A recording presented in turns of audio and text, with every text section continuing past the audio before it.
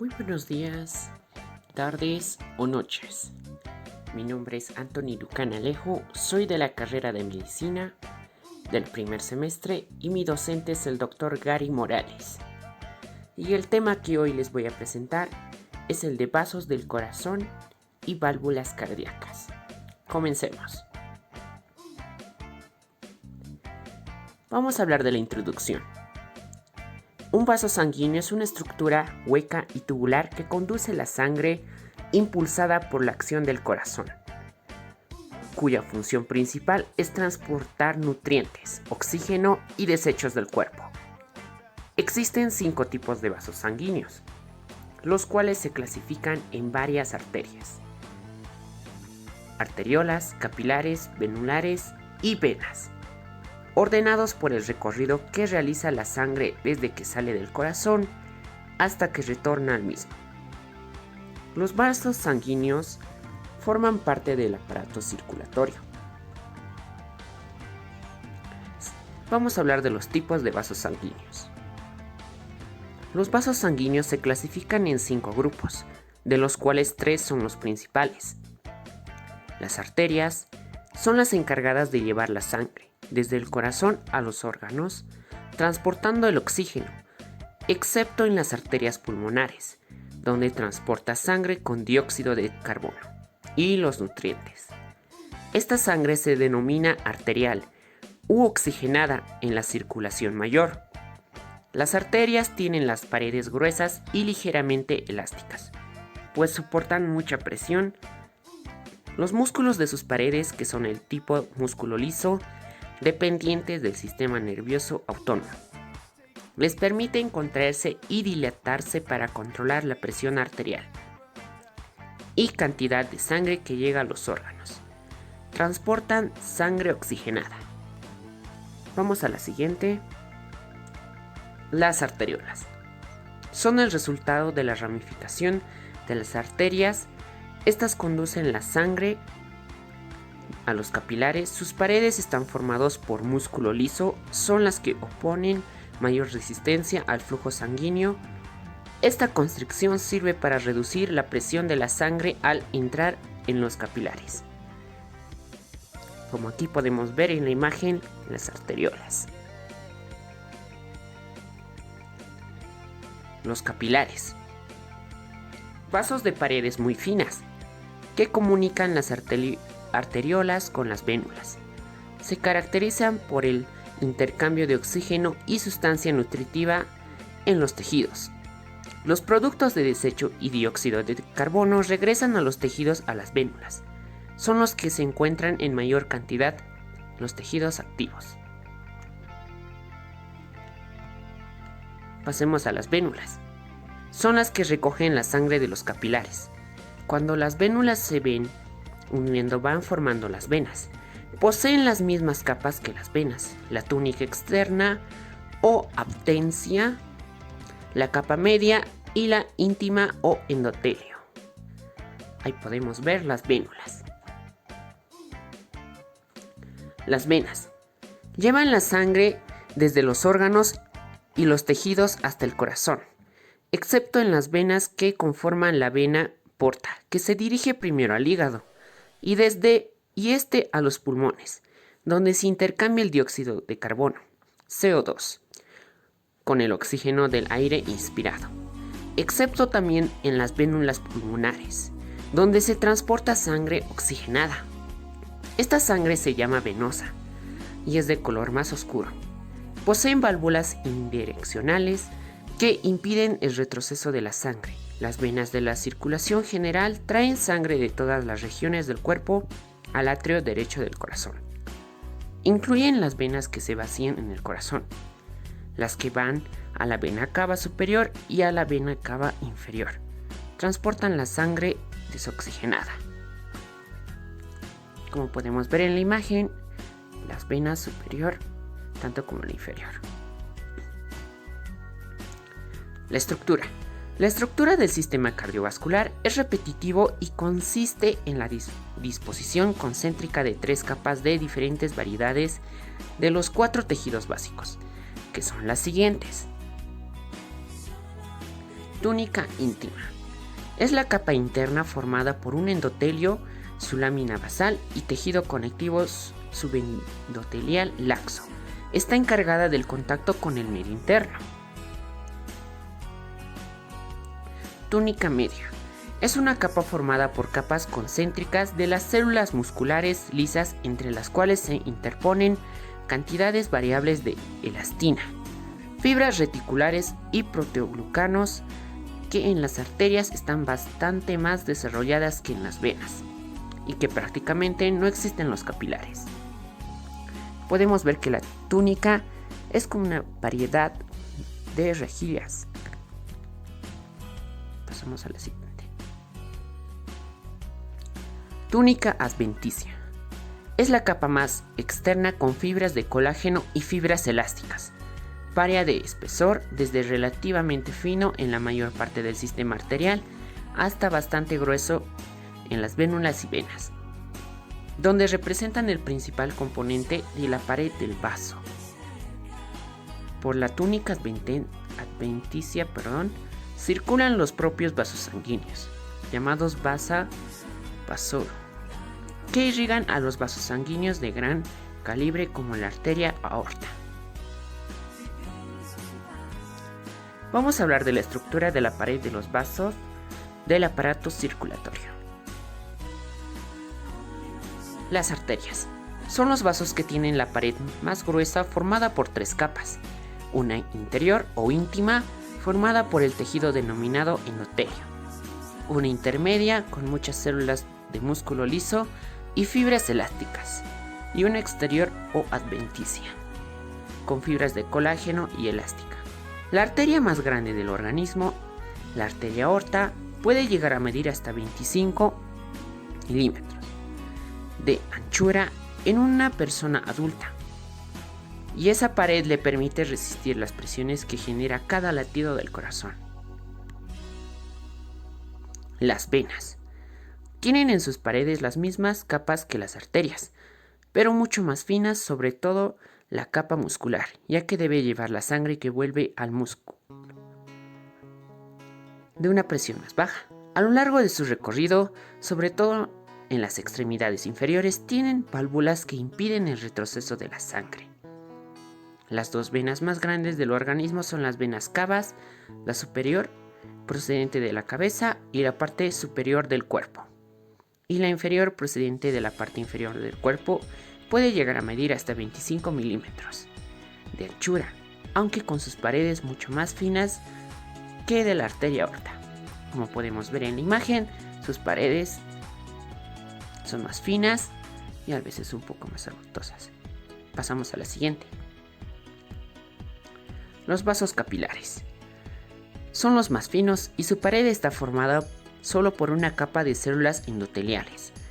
Los capilares comunican las ramificaciones terminales de las arterias, denominadas arteriolas, con las primeras ramificaciones que darán lugar a las venas, llamadas vénulas. El diámetro de los capilares permite justo el paso de las células sanguíneas alineadas.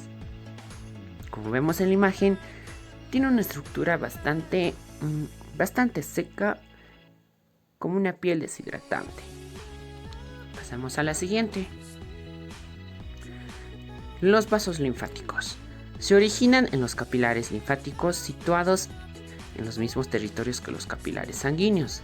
Luego se van agrupando para formar vasos gruesos que tienen paredes ricas en tejido conectivo y válvulas en su interior para evitar el reflujo del líquido linfático. Y por último, se reúnen en 2 grandes conductos denominados troncos linfáticos, que son el canal torácico y la gran vena torácica. En el trayecto de los vasos linfáticos existen con frecuencia abultamientos, que reciben el nombre de ganglios linfáticos. Como vemos en la imagen, estos abultamientos son los ganglios linfáticos. Vamos a hablar de las válvulas cardíacas. Su introducción. Las válvulas del corazón o válvulas cardíacas se encuentran en los conductos de la salida de las 4 cavidades del corazón, donde cumplen la función de impedir que la sangre fluya en sentido contrario. lo cual se consigue al mantener aislado el flujo sanguíneo por un instante en alguna de las 4 cavidades, con las diferentes contracciones del corazón. Sus 4 cavidades también se contraen en una secuencia determinada para bombear la sangre en una dirección sin las válvulas. La sangre volvería a la cavidad después de la contracción, con lo cual el corazón no cumpliría su propósito de irrigar sangre el resto de su cuerpo. Composición de las válvulas cardíacas. Las válvulas están conformadas por unas membranas finas que son resistentes a la presión y procuran la apertura y cierre de las aurículas y los ventrículos. Están constituidas por el tejido endotelial, que es el mismo que recubre el interior de los vasos sanguíneos y el corazón. Válvulas atrioventriculares. Válvula bicúspide o antiguamente mitral impide que la sangre retorne del ventrículo izquierdo a la aurícula izquierda. Está formado por 2 membranas, las cuales reciben cuerdas tendinosas de los músculos papilares anterior y posterior, situadas en la pared externa del ventrículo izquierdo. Válvula tricúspide. Impide que la sangre retorne del ventrículo derecho a la aurícula derecha. Está formado por 3 membranas, las cuales reciben cuerdas tendinosas ancladas directamente a las paredes del ventrículo derecho. Del músculo papilar septal o interno sale de forma independiente el músculo papilar del cono arterial o de Luschka, que contribuye a delimitar el infundíbulo o cono arterial, conducto por el cual circula la sangre desde ese ventrículo derecho hasta la arteria pulmonar. Como podemos ver en las imágenes, es la válvula bicúspide y la tricúspide. Pasamos a la siguiente. Válvulas semilunares. Válvula sigmoidea aórtica. Impide que la sangre retorne desde la arteria aorta al ventrículo izquierdo. Está formada por 3 membranas, 2 anteriores y una posterior, con una morfología similar a la de un nido de golondrina. Esta válvula se ubica entre el ventrículo izquierdo y la arteria aorta. Válvula sigmoidea pulmonar. Impide que la sangre retorne del conducto pulmonar al ventrículo derecho. Está formada por 3 membranas, 2 posteriores y una anterior, semejándose también a un nido de golondrina. Esta se halla en la apertura situada en el ventrículo derecho, por el cual sale el tronco pulmonar. La válvula sigmoidea pulmonar tiene una presión de 8 miligramos. Pasemos a la siguiente. ¿Cómo funcionan las válvulas del corazón? A medida que el músculo del corazón se contrae y se relaja, las válvulas se abren y cierran, dejando entrar el flujo de sangre a los ventrículos y las auriculares en forma alternada. La siguiente ilustración, paso a paso, explica el funcionamiento normal de las válvulas del ventrículo izquierdo. Vamos a ver. El funcionamiento. Cuando el ventrículo izquierdo se relaja, la válvula aórtica se cierra y la válvula mitral se abre. Esto permite que la sangre fluya desde la aurícula izquierda hacia el ventrículo izquierdo. Cuando se contrae la aurícula izquierda, fluye más sangre hacia el ventrículo izquierdo.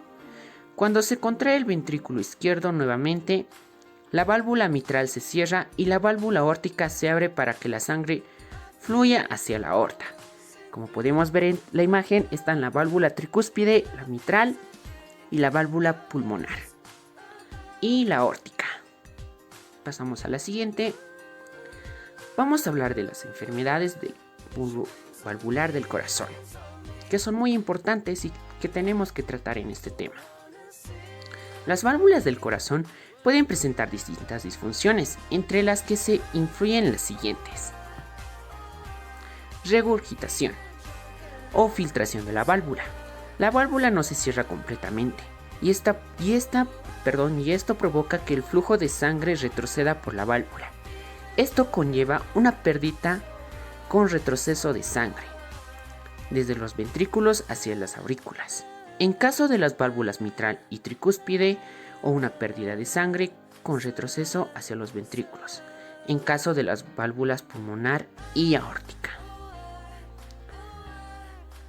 Estenosis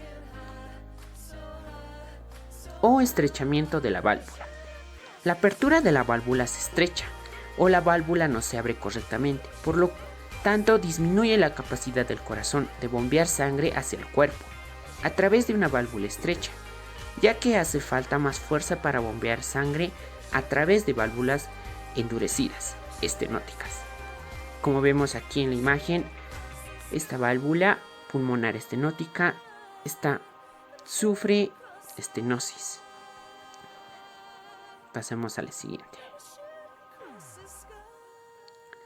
La atresia. La apertura de la válvula no se produce y esto impide que la sangre pase de una aurícula a un ventrículo o de un ventrículo hacia la arteria pulmonar o la aorta.